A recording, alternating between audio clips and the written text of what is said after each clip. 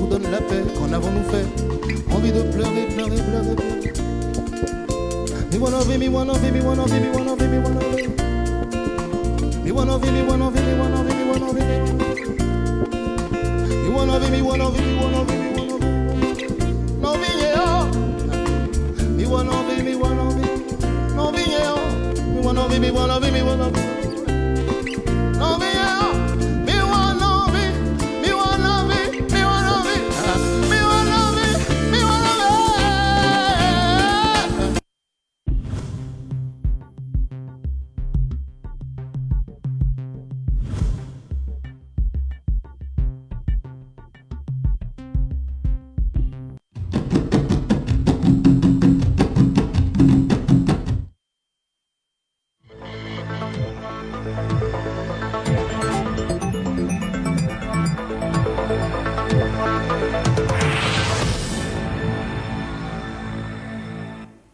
C'est un plaisir de vous retrouver, mesdames et messieurs, bonsoir et bienvenue au journal des régions, remise de chèques par le ministère de la Justice et en charge avec les relations institutionnelles aux organisations de la société civile élues au REPASOC.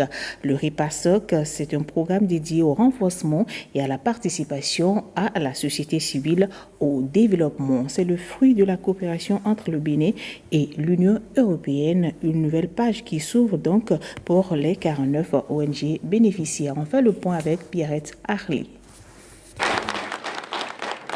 49 organisations de la société civile sélectionnées. Près de 2,5 milliards de francs CFA pour faire aboutir des projets citoyens à impact communautaire. C'est le fruit de la coopération entre l'Union européenne et le Bénin à travers le programme Renforcement et participation de la société civile REPASOC. Nous espérons que ces subventions donneront l'opportunité aux organisations de la société civile, en particulier les plus fragiles, de développer leurs compétences et d'acquérir une expérience qui leur permette de devenir des interlocuteurs de confiance et reconnus. Que cet appui puisse porter ses fruits au-delà de la durée des projets financés et renforcer des dynamiques de changement durable. La délégation de l'Union européenne s'engage à suivre avec attention le déroulement des projets financés et les résultats qui en découleront, dont les enseignements seront utiles à tous. Plus de 100 organisations de la société civile ont pris part à l'appel à propositions lancé en mai 2018. À l'arrivée, 49 sélectionnés. Les projets couvrent tous les secteurs de la vie sociale, économique et culturelle. Sur les questions de la gouvernance, les organisations de la société civile, comme les autres acteurs non étatiques, ont pour rôle de contribuer à la promotion et à l'enracinement de la démocratie participative, à la bonne gouvernance, au développement humain durable, à la lutte contre la corruption et à l'impunité par l'ancrage de la redevabilité mutuelle dans la conduite des affaires publiques. Désormais dotées de plus de moyens financiers, les organisations bénéficiaires prennent l'engagement d'aller plus loin dans l'atteinte des résultats. Il ne fait donc l'ombre d'aucun doute que si chaque récipiendaire réussit à conduire avec succès son projet, pour obtenir les résultats attendus, nous pourrons, au terme du programme, exprimer notre grande satisfaction d'avoir contribué à améliorer les indicateurs dans ces différents secteurs-là. Nous prenons solennellement l'engagement devant vous tous ici présents et maintenant de faire une bonne utilisation des ressources qui seront mises à disposition pour l'atteinte des objectifs et l'obtention optimale des résultats assignés au REPASOC. Pour le gouvernement, c'est un appui substantiel. Les organisations de la société civile ont définitivement acquis leur lettre de noblesse et il faut s'en féliciter car leur importance ainsi que leur rôle dans une démocratie comme la nôtre est d'une telle évidence qu'elle n'est plus à démontrer. La pertinence de leurs actions et leur impact dans la société justifie la sollicitude et la confiance du gouvernement qui les a prises en compte dans son programme d'action 2016-2021 au titre du suivi de la gouvernance au sommet de l'État. Je voudrais alors adresser mes vifs encouragements à celles qui sont bénéficiaires de cette subvention que j'exhorte à davantage de performances pour susciter de nouvelles vocations au sein du monde associatif.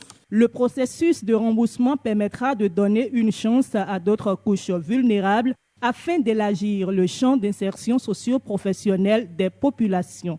Telle est la vision du REPASOC.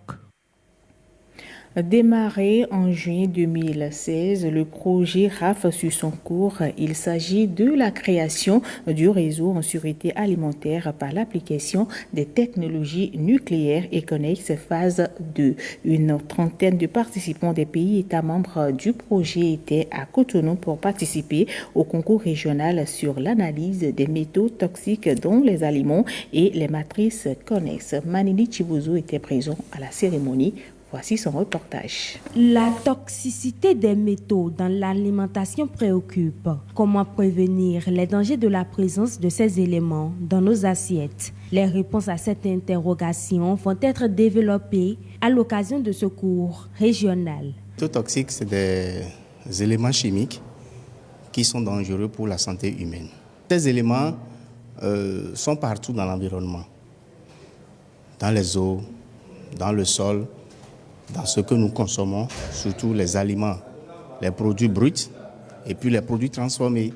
Cette réunion régionale regroupe plus de 30 participants venus des pays où le projet RAF 5067 est mis en œuvre. Ce projet est axé sur l'application des technologies nucléaires pour une sûreté alimentaire.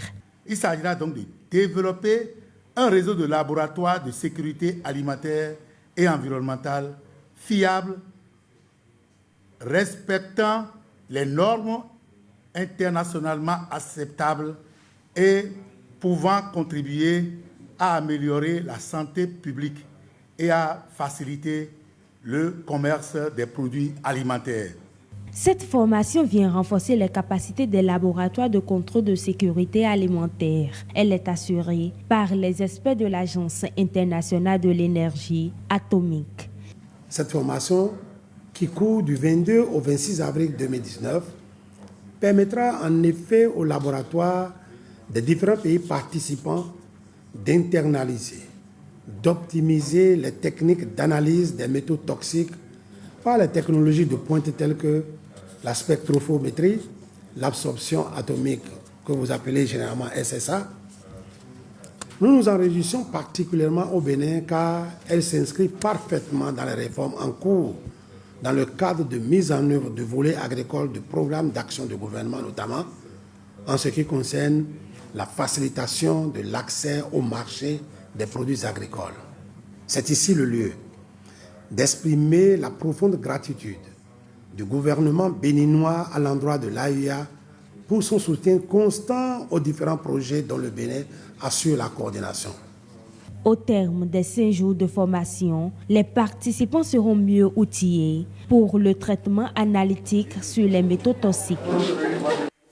Et on parle de l'eau potable dans ce journal. De plus en plus, de nombreux Béninois optent pour la construction d'un forage pour avoir accès à l'eau chez soi. Mais pourquoi cette option si la Société nationale des eaux du Bénin SONEP fonctionne toujours? C'est une interrogation et notre équipe de la rédaction est allée sur le terrain pour avoir quelques réponses. On fait le point. D'ici à 2021, au lieu de 2030, l'agenda des ODD, le gouvernement béninois veut garantir cette ressource indispensable à toute la population. Mais pour l'heure, certains citoyens n'ont pas eu d'autre choix que le forage pour avoir l'eau. Je suis dans la région de la localité de Oueto et dans l'arrondissement de Togba. J'utilise l'eau de forage pour 2 raisons. La première raison, je suis dans une zone qui n'est pas encore lotie. Donc on n'a pas de voies d'accès, comme ça la SONEP n'a pas pu faire la canalisation. Et la deuxième raison, c'est que j'ai horreur des puits à grand diamètre, parce que l'eau des puits à grand diamètre souvent est exposée à la pollution physico-chimique et microbiologique. Si les utilisateurs de l'eau de forage se réjouissent d'avoir trouvé la solution face à un problème, la qualité de l'eau suscite encore des inquiétudes chez les spécialistes. D'abord, avant même d'aller à l'exécution d'un forage, il y a des préalables, il y a des études qui se font. Mais ce n'est pas la même chose au niveau de la population. Et je disais, à partir de nos forages, nous ne captons pas toute nappe rencontrée à première vue. Nous passons de couche en couche et nous tombons sur la nappe qui est meilleure. Et c'est ça que nous prenons. Et même lorsque la nappe est meilleure, nous passons à l'analyse de l'eau. Et tout ce que cela contient comme dysfonctionnement, comme élément indésirable, nous passons au traitement approprié qu'il faut. Et puis il faut souligner que chaque eau a son traitement. Et ce n'est pas le cas au niveau de nos populations. Lorsque vous prenez de l'eau dont vous ne connaissez la potabilité, la teneur, la qualité, il y a de fortes chances que vous courez de risques d'attraper ce que nous appelons des maladies liées à l'eau, les maladies hydriques. La disponibilité de l'eau potable partout et en tout temps reste la solution. Alors, vivement 2021. Et on reste dans cette dynamique pour parler des eaux usées. Quel est leur impact environnemental? On fait le point avec Henri Fachina. Lavage automoto, une activité lucrative au vu du besoin manifeste créé par un important parc automobile à Cotonou. Des usagers de ces centres reconnaissent la valeur de ces lieux d'entretien. Ils apprécient, selon leur vécu, l'usage qui est fait des eaux usées obtenues après lavage. La plupart des lavages que nous avons l'occasion de fréquenter, nous avons remarqué qu'ils ont des fosses septiques dans lesquelles les eaux sont déversées. Mais quitte à l'utilisation qu'ils en font après, non. Là où moi j'ai l'habitude de faire mes lavages, ils font des fosses septiques. Mais il y a d'autres qui ne le font pas. C'est ça. Et les autres, moi je vois que bon, de leur côté, ils ont vu que c'est bon, c'est pour cela qu'eux-mêmes, ils versent ça dans les caniveaux. Si certains centres de lavage automoto n'ont pas de fosses septiques, d'autres font l'effort d'en fabriquer. Même avec les fosses septiques, on est en droit de s'interroger sur la destination des eaux après lavage. L'eau usée là, ça va dans les pizzas.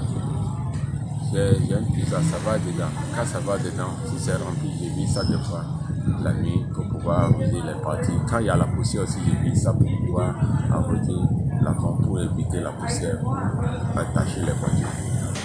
Donc on a créé un système qui nous permet de drainer ces eaux vers les puisards. Après, on se charge de les traiter. Et une fois le traitement fait, ces eaux nous servent non pas pour la consommation, mais pour des usages au niveau des WC de nos employés. Voilà. Déverser des eaux usées dans la rue peut porter un préjudice à l'environnement. Les éléments qui sont vraiment exposés à cette activité, c'est d'abord le sol. Lorsque vous voyez les endroits où cette activité-là se mène, le sol est souvent très humide. Le sol est vraiment sale parce que c'est de l'eau usée avec la boue, avec les détergents, avec les sels qui sont dedans, qui sont rejetés. C'est pas tout. À Cotonou, la nappe phréatique est proche de la surface du sol. Elle est à peine à 1 mètre, 1 mètre 50, 2 mètres. Donc, lorsque ces eaux-là sont rejetées, directement, elles sont au contact de cette nappe phréatique et polluent, n'est-ce pas, cette nappe phréatique.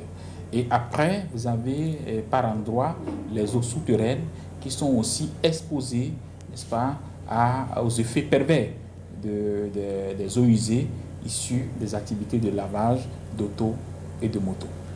Les eaux usées déversées dans des caniveaux peuvent être source de moustiques. Mais que faire? Le ministère en charge du cadre de vie doit prendre ses responsabilités pour que cette activité, qui n'est-ce pas indispensable pour nous, soit réglementée. Le minimum, c'est d'exiger de ces promoteurs de faire ce que nous appelons une étude d'impact sur l'environnement. Mais attention, il y a le principe de pollueur-payeur qui dit que celui qui pollue l'environnement doit être responsable, n'est-ce pas, du dédommagement de l'environnement. En attendant, il faudrait agir. Et comment?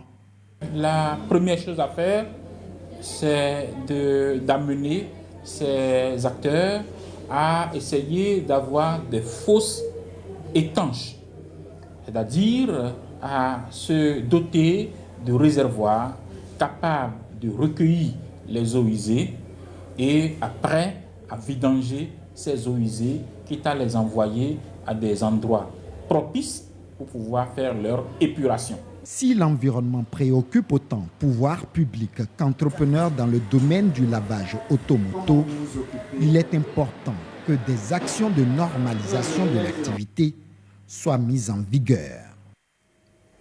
Et voilà qui referme ce journal. À 20h, vous avez rendez-vous dans ce studio avec Koudous Ablaï.